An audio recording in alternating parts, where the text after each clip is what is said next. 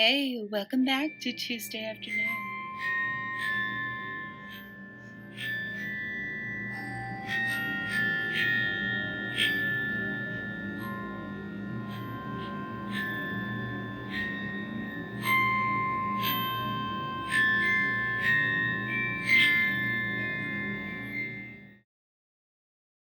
Hey everybody, it's Tuesday and welcome back. And today we're making PJ Pug-a-pillar. I'm going to actually make his eye instead of using a glass gem. I found it wasn't large enough. So I simply just take a piece of parchment paper, put some polymer clay on it, and smooth it out. I am using a little bit of rubbing alcohol to give it a smooth finish, but you don't have to do that. After you get it sculpted, you're going to want to put that in the oven at 275 for 18 minutes. After they're done baking, you're going to want to make the head, and I'm just going to use aluminum foil as the base.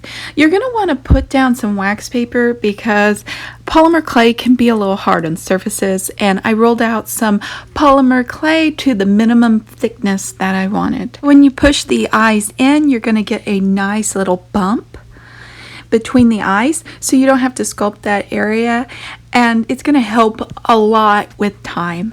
Here I'm making the forehead, and I'm just going to go along the edge and I'm going to push the clay down, kind of delineating where the hairline starts. Next, we're going to want to move on to the mouth, and I just simply rolled out some polymer clay and drew his top of his mouth out, which kind of looks like a mustache to me. I don't know, don't you think? It might be easier for you just to lay the top of his mouth down and go along the edges and smooth them out before you put it on. I went ahead and cut out where the mouth was, removed a little bit of the foil, not a lot of it, and now I'm just sticking on the bottom part of his jaw. And he's coming together super quick. We're going to start now defining where the jaw is, and I want to fix the way the mouth sits, and then I'm going to come along the edge of the mouth and I'm going to push it in, kind of delineating where the jaw is. It gives me a really nice, clean jawline. I'm just pulling the edges out. Remember that his teeth are visible, and it's very important how the mouth sits. It has to be very crisp and clean.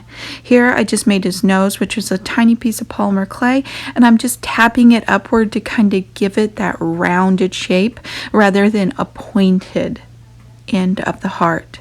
Don't forget to put the little line delineating his cheeks, and now we're going to start working on the hair. What I'm doing here first is I'm just getting the major elements of his hair and I'm sculpting them out first because there are some hairs that are very prominent on his head where the hair is gathered. So I'm making sure that those areas are sculpted first so I don't forget anything that's important. Please like and subscribe if you like my content. I really love making these videos and I truly appreciate the support. I just reached 10,000 subscribers and that's incredible because I never expected to get so much support, so thank you. You want to work your way around the head, adding clay, and just keep adding more and more until you get the shape correct. Paying attention to how you want his head to sit on his body. Do you want him closer to the ground or do you want his head slightly up? I saw some promotional pieces where his head is kind of up, and I think it would be easier to see it because he has this incredible expression on his face, and with his tongue hanging out, I want to be able to see that. So I'm going to set his head up a little bit on his torso. Here I am sculpting his ears, and I want PJ to be as light as possible, so I'm using aluminum foil in the core, and then I'm working polymer clay over it, adding a little bit of clay if needed as I go because I want this appearance of movement. And when you're putting the ears on, you might want to consider that. I did make one ear kind of going back like he's in motion. If you can see here, I put one ear kind of straight and the next ear is going to be kind of pushed back, and I'm going to build the clay up so it looks like it's in motion. See here? And then I'm going to come along the back and put little pieces of polymer clay, and then I'm going to work it into the head. I want his ears to be secure, and I'm going to mostly do this on the back of the head because I want the delineation really on the front. So just make sure they looked attached at the top like a pug's ears would be, and then on the back you're just going to put more polymer clay. He does have a hole in the back of the head, and I'm going to cover the hole in the bottom after he's been baked.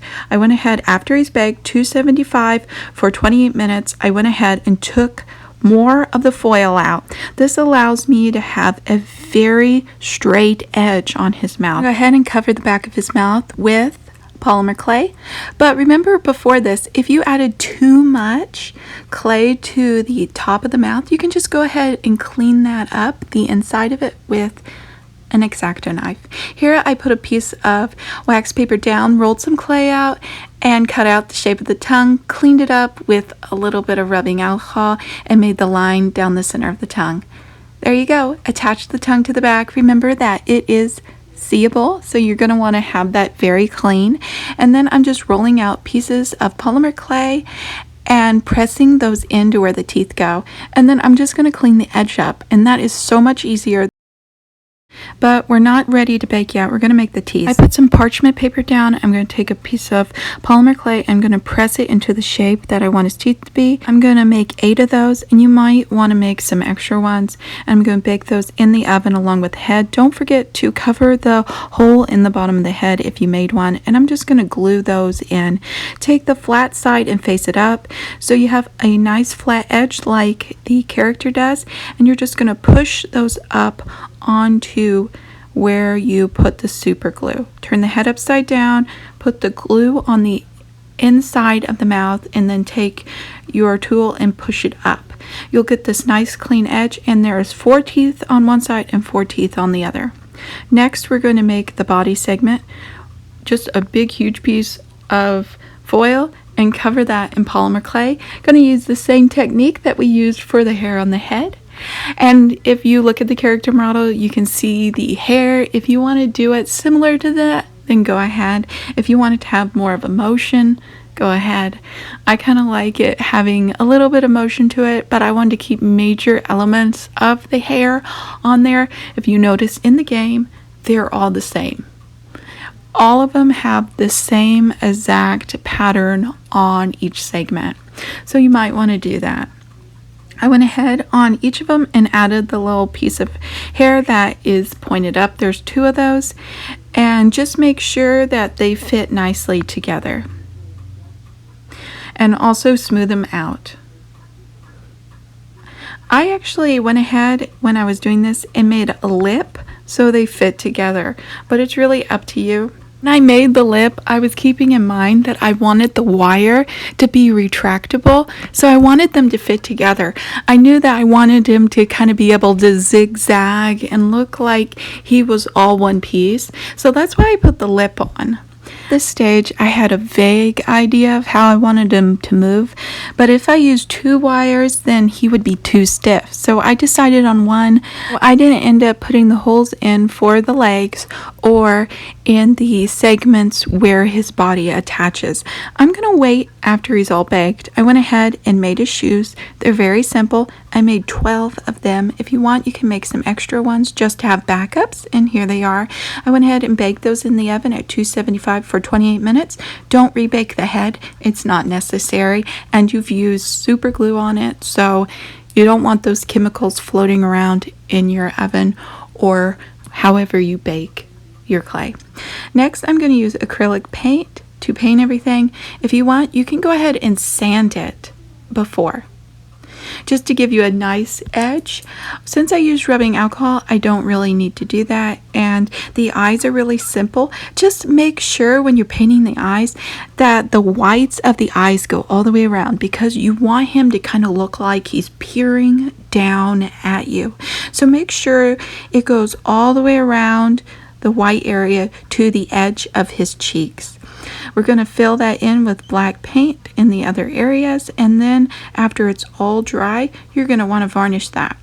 Next, we're going to make the cheek color, And also the little line that delineates his cheeks, you want to make that in the little dots on his cheeks. And I did the little dots on his cheeks exactly like the character model. I went ahead and took some red paint and painted in the crevice of his smile lines. It adds a nice pop. Next, I'm going to varnish his eyes and his tongue, and even his nose. Here I'm bending wire. You don't have to use this heavy duty wire that I'm using. You always want to wear protection on your eyes, and you have to be extra careful with wire because you can easily cut your hands after you've cut the wire.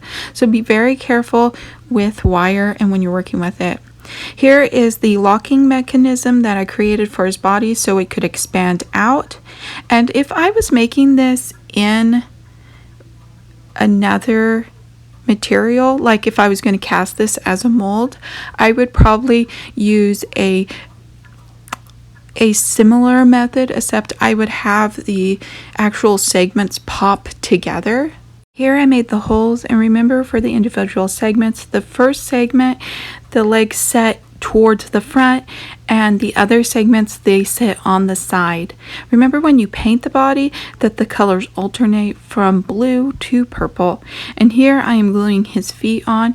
When you glue the individual wires on, remember that you put the glue in and then you can put some glue over the top of the wire like it's hair. I say that because you can sometimes see where hot glue is, so why not just camouflage it into the rest of the body?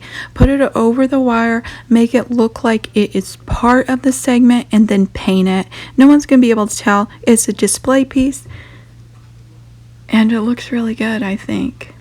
So next, this is how I actually made the locking mechanism. Cut it a little bit longer than what you want it to extend to. And then always wear glasses when you're cutting wire. You're going to make hooks on either side. If you want, you can make sure that these are a little bit more closed, just in case you're worried that the hooks are going to catch each other on the inside of the body.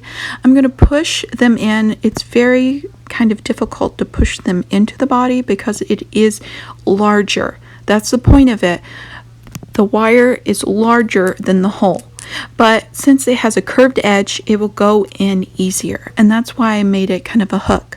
I went ahead and put a tiny bit of glue in there just to kind of seal off the edge and give it something to actually grab onto. But when you push that up into the body, it's going to clear that foil out, so you're not going to have to worry about it. Go ahead and paint the legs, the wire pink. And if you want to, after it's all done, just add an extra coat of paint on. And there you go. He's all done. What do you guys think? Do you like it? I hope I captured how cool he looks, because he looks awesome in person. I love it. And I hope you make it. He is a whopping 24 inches long. I made 6 segments, not including his head, and he's awesome. I hope you make it. Like and subscribe if you like my content. I hope you have a wonderful day. Bye.